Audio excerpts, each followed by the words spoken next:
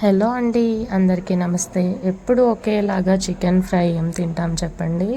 అప్పుడప్పుడు కొత్తగా వెరైటీగా ట్రై చేస్తే చికెన్ అనేది మనకి బోర్ కొట్టదు అండ్ కొత్త టేస్ట్ కూడా యాడ్ అవుతుంది.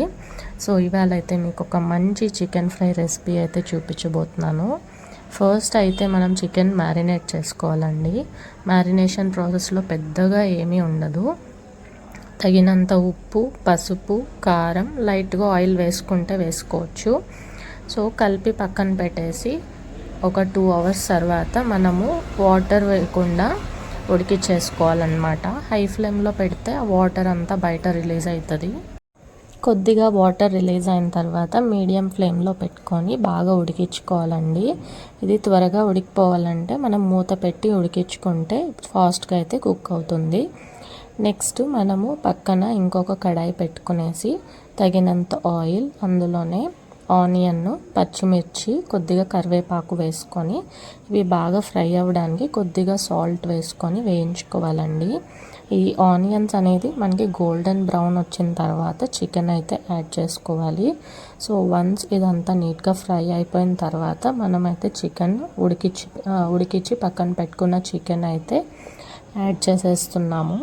ఇక్కడ ఒక టిప్ ఏంటంటే అండి, అల్లం వెల్లుల్లి పేస్ట్ ఉంటుంది కదా, సో అది చికెన్ వేయక ముందు కాకుండా చికెన్ వేసిన తర్వాత చికెన్ పైన ఈ పేస్ట్ వేయడం వల్ల ఆ మసాలా అనేది చికెన్కి బాగా అయితే పడుతుంది. సో నేను అందుకనేసి ముందే వేయకుండా చికెన్ వేసిన తర్వాత దానిపైన యాడ్ చేశాను. తర్వాత నాకైతే ఆల్రెడీ టేస్ట్ చూసానండి, కొంచెం సాల్ట్ అయితే తక్కువనింది, అలాగే కారం కూడా తక్కువైంది అనిపించింది. సో మనం మ్యారినేషన్ ప్రాసెస్లో మనం కావాల్సినంత వేసుకోవచ్చు, మిగిలింది తర్వాత కూడా యాడ్ చేసుకోవచ్చు. సో మీరు ఒకసారి టేస్ట్ చేసుకున్న తర్వాత కావాల్సిన ఉప్పు, కారం యాడ్ చేసుకోవచ్చు. దాని తర్వాత అయితే ధనియాల పౌడర్ అయితే యాడ్ చేసాము. ధనియాల పౌడర్ యాడ్ చేసిన తర్వాత మనము ఉడికించుకోవడానికి అంటే హాఫ్ కుక్, ఒక 70% కుక్ అయి ఉంటుంది కదా, సో మిగిలింది కూడా కుక్ అవ్వాలి కాబట్టి తగినంత వాటర్ అయితే వేసేసాము. ఇది కుక్ అయ్యేలోపు మనం ఒక చిన్న మసాలా అయితే ప్రిపేర్ చేసుకోబోతున్నామండి. దానివల్ల చికెన్కి అయితే మంచి టేస్ట్ వస్తుంది.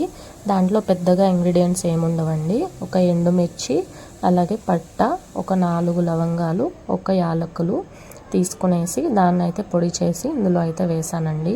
దానివల్ల చికెన్కి అయితే మంచి టేస్ట్ అయితే వస్తుంది.